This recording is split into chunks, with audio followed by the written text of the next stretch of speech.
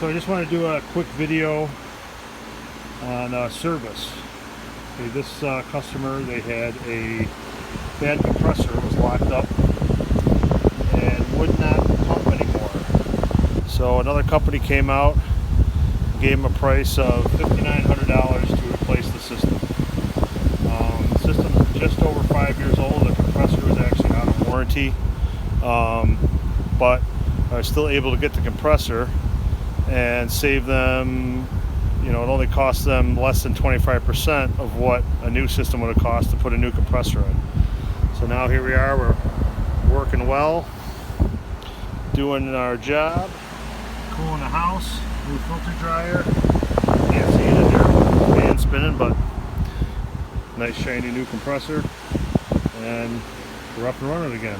So if somebody tells you you need a brand new system, there is ways to fix it. So this one, like I said, was a new compressor. And got them back up and running. Now they're cooling again.